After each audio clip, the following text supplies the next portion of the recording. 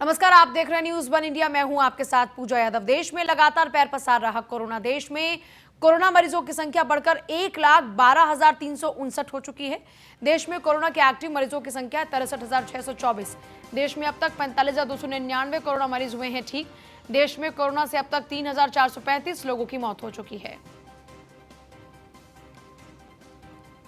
तो आंकड़ों में लगातार इजाफा हो रहा है। इस बीच देश में 45,299 मरीज जहां ठीक हुए हैं, तो वहीं अब आंकड़ा 1 लाख के पार पहुंच चुका है और 3,435 लोग अब तक इसी कोरोना के चलते अपनी जान भी गंवा चुके हैं। देश में लगातार पैर पसार रहा है कोरोना की संख्या 1,12,359 तक पहुंच चुकी है।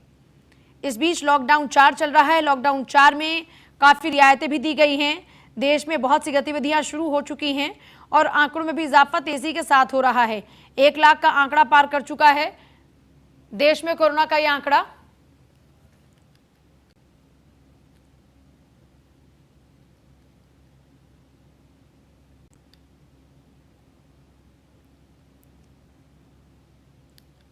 और वहीं दिल्ली में 11,000 के पार है इस वक्त कोरोना मरीज की संख्या। दिल्ली में कोरोना मरीजों की संख्या बढ़कर 11,659 हो चुकी है। कोरोना के एक्टिव मरीज 5,898 हैं। दिल्ली में अब तक 5,567 मरीज ठीक हुए हैं और कोरोना से अब तक दिल्ली में ही 194 लोगों की जान भी जा चुकी है। 5,898 एक्टिव केस दिल्ली में। अब तक 5,567 कोरोना मरीज हुए हैं ठीक। दिल्ली में कोरोना से 194 लोगों की मौत हुई।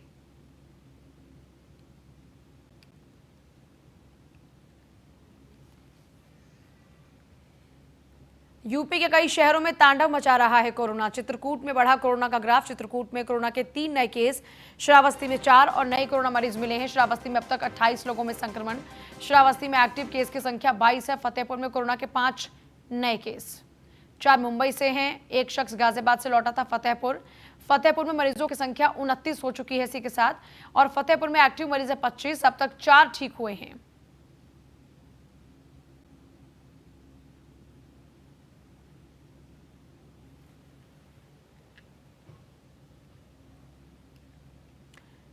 शिया वक्फ बोर्ड के पूर्व चेयरमैन वसीम रिजवी का बयान। राम मंदिर मामले में हमने सुप्रीम कोर्ट में सही बात बोली और जीत हासिल की।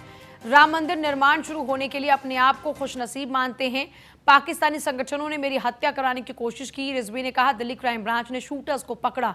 हमने वक्फ संपत्तियों को कट्टरपंथियों के दबाव से मुक्त किया। हमने सीबीआई जांच को सहयोग करने के लिए आरोपियों की सूची और साक्ष्य दिए। मेरे हटने के बाद ये साक्ष्य सुरक्षित रह पाएंगे या नहीं, ये बड़ा सवाल है।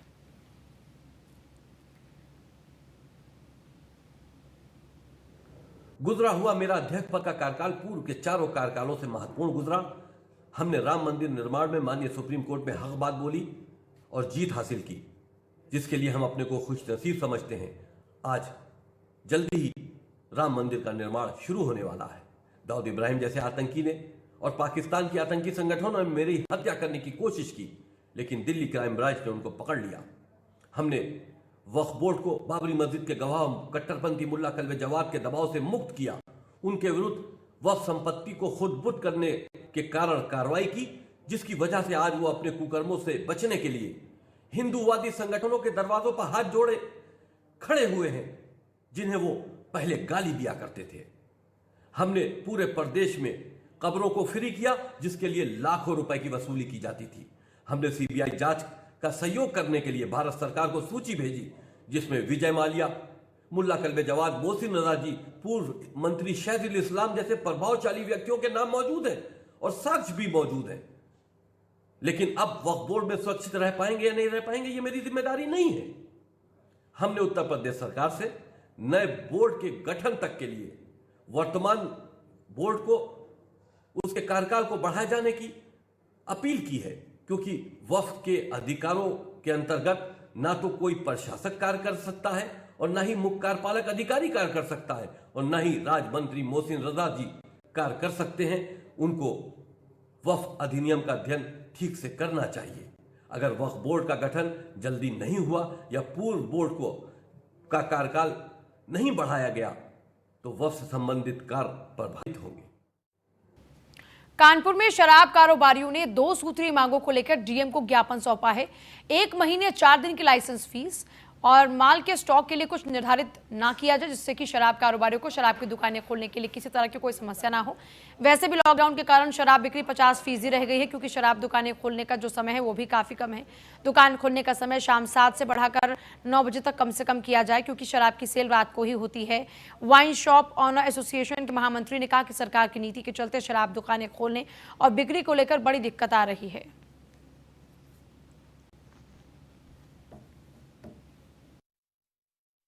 अप्रैल महीने का लाइसेंस फीस माफ कर दिया जाए। लॉकडाउन में बिक्री नहीं हो रही है। 11 महीना दुकानें खुली, 11 महीना दुकानें खुली, 1 महीना 4 दिन उधर डिस्टर्ब हो गया लॉकडाउन की वजह से। इसलिए हम लोग डीएम साहब को ज्ञापन दिया है कि अप्रैल महीने के लाइसेंस फीस माफ कर दिया जाए, 1 महीना 4 दिन की, 4 मई तक। और इसके अलावा जो कोटा समायोजित करने, कोटा जो है जो 100% है वो हम लोग 40% बेच पा रहे हैं। इधर देखिए, इधर उसको समायोजित करने के लिए हम लोग शांतिपूर्वक ज्ञापन दिए। क्या आश्वासन दिया इन लोगों अब आश्वासन अब डीएम साहब ज्वाइंट मजिस्ट्रेट आए थे, उनको भेजे थे प्रतिनिधि के रूप में, उनको हम लोगों ने दे दिया। इसके बाद अभी कुछ हुआ ना करे, दे के जाओ, बाद में हम लोग देखते हैं। अभी तो कोई आश्वासन मिला नहीं ढंग से। क्या लगता है अगर अब मांगे नहीं आप लोग की पूरी होती तो फिर दोबारा हम लोग 2 दुकानों की चाबी उठा करके डीएम साहब को सौंप दिया जाए। हमारी 2 मुख्य मांगे हैं कि जो 1 अप्रैल से नया सत्र प्रारंभ हुआ था, लॉकडाउन की वजह से बंद रहा, तो ये जो 4 मई तक की लाइसेंस फीस जो बंदी के समय की वापस की जाए। दूसरा ये है कि आर्थिक स्थितियां खराब होने से बिक्री बहुत प्रभावित हो गई है। 50% से ज़्यादा बिक्री ख़त्म हो गई है। ऐसी परिस्थितियों में जो हम लोगों को लाइसेंस फीस का लॉस हो रहा है, उसके साथ साथ मेन मुख्य मुद्दा है कि जो कोटा आगे के भविष्य में लगा हुआ है कि इतना माल उठाना जरूरी है, उसको पुनः निर्धारित किया जाए और उसी के हिसाब से लाइसेंस। उत्तराखंड के स्वास्थ्य सचिव की कार्यशैली पर उठे सवाल। बीजेपी नेता और राज्य आंदोलनकारी परिषद के पूर्व अध्यक्ष ने उठाए सवाल। कोरोना नियंत्रण में स्वास्थ्य व्यवस्था और सचिव की भूमिका पर सवाल। आखिर कहां है और क्यों नहीं जिलों का कर रहे निरीक्षण। रविंद्र जुगरान कांग्रेस ने एक कदम आगे बढ़कर स्वास्थ्य सचिव के बहाने सरकार पर उंगली उठाई है, ये भी कहते नजर आए। कोरोना काल में क्यों बैकफुट पर है स्वास्थ्य सचिव नितेश झा। सीएम के नजदीक होने के नाते भी सचिव नितेश झा की स्थिति महत्वपूर्ण, लेकिन कोरोना की महामारी में फील्ड में नहीं दिख रहे नितेश झा। सीएम के भरोसेमंद होने के नाते और अधिक सचिव की सक्रियता की जरूरत है। न्यूज वन इंडिया ने संपर्क करने की कोशिश की, लेकिन फिर भी कोई जवाब नहीं मिला।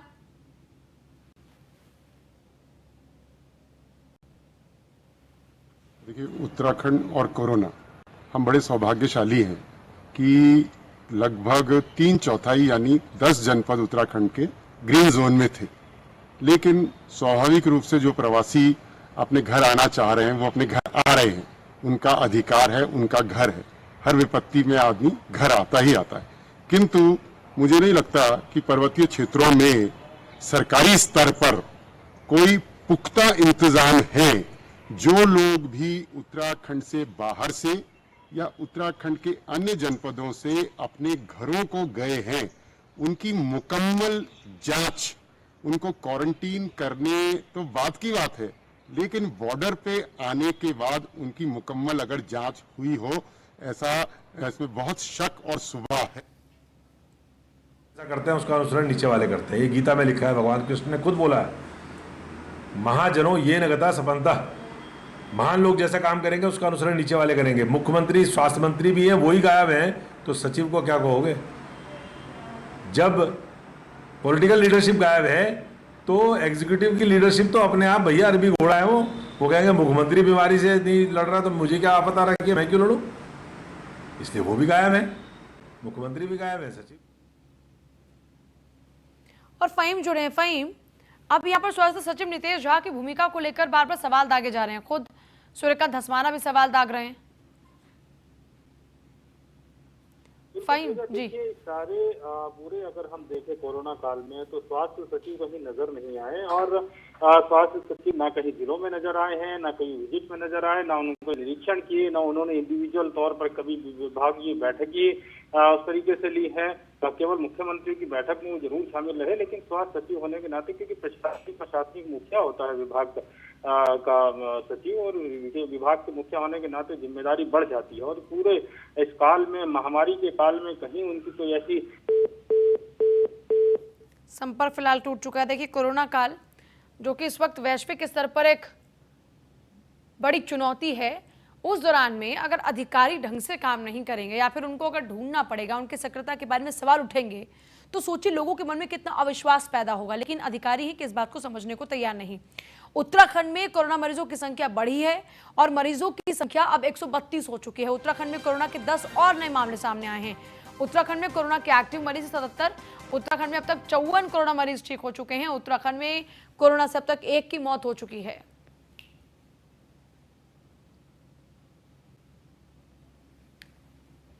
तो देखिए 132 अब आंकड़ा हो चुका है कोरोना का। उत्तराखंड में कोरोना के एक्टिव मरीज 77।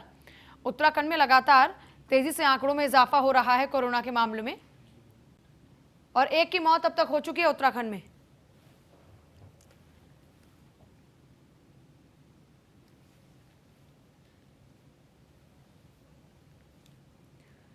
खबर कानपुर से है, जहां गोविंदपुर पहुंची है श्रमिक स्पेशल ट्रेन। बसों से रेलवे स्टेशन लाए गए श्रमिक, सभी का चेकअप किया गया और बिहार के लिए उनको रवाना किया गया। शाम 5 बजे प्रवासी मजदूरों को लेकर ट्रेनें और भी जानी हैं। तो जो ट्रेनें रवाना हो चुकी है उनमें प्रॉपर पहले चेकअप हुआ लोगों का, थर्मल स्कैनिंग के जरिए उनका टेम्परेचर देखा गया कि उनमें से कोई संदिग्ध तो नहीं है और उसके बाद उन सभी को ट्रेन में बिठाकर रवाना किया जाएगा शाम 5 बजे। शाम 5 बजे प्रवासी मजदूरों को लेकर ये ट्रेन बिहार जाएगी। गोविंदपुरी पहुंची श्रमिक स्पेशल ट्रेन। लगातार श्रमिक स्पेशल ट्रेनों के जरिए प्रवासी श्रमिकों को उनके गंतव्य तक पहुंचाने का सिलसिला जोरों से चल रहा है। 1 मई से शुरुआत हुई थी और अब क्योंकि देखिए आज 21 मई हो चुकी है, लगातार हम देख रहे हैं कि श्रमिकों को उनके राज्य में पहुंचाने का जो सिलसिला शुरू हुआ है वो लगातार आगे बढ़ रहा है तेजी से। अभी तक नॉर्मल रूटीन में ट्रेन नहीं चली, लेकिन हाँ जो भी श्रमिक हैं उनको इन स्पेशल श्रमिक ट्रेनों के जरिए उनके गंतव्य तक पहुंचाने का सिलसिला लगातार जारी है। बसों के जरिए, ट्रेनों के जरिए उनको उनके राज्य तक पहुंचाया जा रहा है। अब शाम 5 बजे प्रवासी मजदूरों को लेकर ये ट्रेन बिहार जाएगी। गोविंदपुरी पहुंच चुकी है, लोग भी इंतजार कर रहे हैं क्योंकि देखिए अब जो भी लोग रवाना हो रहे हैं उनके लिए कुछ नियम तैयार किए गए हैं, कुछ गाइडलाइंस हैं। पहला, अगर कोई भी इन ट्रेन में सवार होना चाहता है तो उसकी प्री बुकिंग होगी, उनके पास में कंफर्मेशन का मैसेज होगा, उस मैसेज को दिखाकर ही उनकी प्लेटफॉर्म तक एंट्री होगी। उनके साथ आने वाले लोगों को अंदर एंट्री नहीं दी जाएगी। कम से कम 2 घंटे पहले अब उनको स्टेशन पर पहुंचना होगा और इसके बाद उनकी पूरी चेकिंग होगी, थर्मल स्कैनिंग होगी, उनके चेहरे पर मास्क होना चाहिए, तभी वो बैठ सकते हैं। आरोग्य सेतु ऐप होनी चाहिए, ये भी एक प्रोविजन है।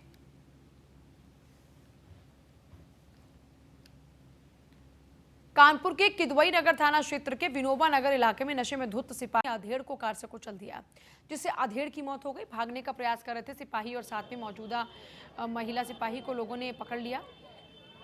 सिपाही को पीटकर उन्होंने दोनों को पुलिस के हवाले कर दिया। घटना के विरोध में आक्रोशित लोगों ने जमकर हंगामा किया, सड़क पर जाम लगा दी, जिसके बाद सर्किल का फोर्स मौके पर पहुंची और लोगों को समझाने का प्रयास किया गया। दोषी सिपाही पर कठोर कार्रवाई के आश्वासन पर जाकर ही लोग शांत हुए।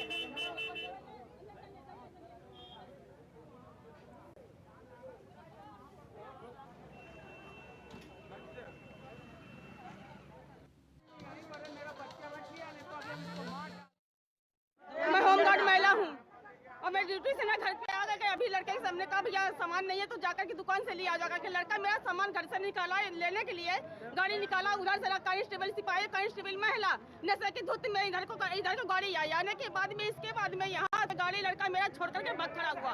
तो यहाँ पे लड़के ये गाड़ी जो पड़ी हुई है, लड़के ने ये लड़का वहाँ से भगा। उस लड़के वो लड़का जो ये आदमी पड़ा है कहाँ का नहीं पड़ा है, वो लड़का जान से खत्म हो गया। ऐसा टक्कर उसने मारा यहाँ पे लाते हुए। मैं नहीं जानती हूँ सर। वो भाग गए, दोनों कांस्टेबल सिपाही और महिला दोनों भाग गए।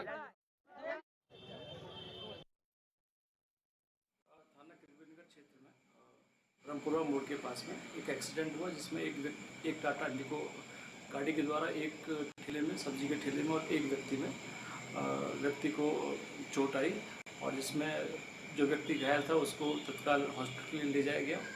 वहाँ पर डॉक्टर के द्वारा उसको मृत घोषित कर दिया गया है और जिस व्यक्ति के ठेले में टक्कर लगी थी उस व्यक्ति का नाम संतोष गुप्ता है। उनके द्वारा थाने में एक तहरीर दी गई है। थाना किदवईनगर मुख्य सचिव आर के तिवारी ने प्रवासियों को लेकर अफसरों को दिए सख्त निर्देश। प्रत्येक जिले में पर्याप्त बसों की व्यवस्था रखें जिलाधिकारी। 200 निजी बसों को भी प्रत्येक जिले में तैयार रखा जाए। सभी मजिस्ट्रेट, पुलिस अधिकारी 112 पीआरवी के साथ लगातार पेट्रोलिंग करें। लॉकडाउन और सोशल डिस्टेंसिंग का पालन कराने के लिए पेट्रोलिंग करें। ड्यूटी पर तैनात कर्मी कोरोना से सुरक्षा उपकरणों का इस्तेमाल करें। प्रवासियों को 2 व्हीलर, 3 व्हीलर और पैदल यात्रा ना करनी पड़े। जिले के अफसर बसों और ट्रेनों की उचित व्यवस्था करें। प्रवासियों के लिए बाहर से आने वाले जो प्रवासी हैं उनको भोजन, पीने के पानी और उनके रुकने की व्यवस्था की जाए। प्रवासियों को संक्रमण से बचाने के लिए सभी जरूरी कार्रवाई करें, यहां तक कि प्रवासियों के साथ अधिकारी और कर्मचारी सम्मानजनक व्यवहार करें।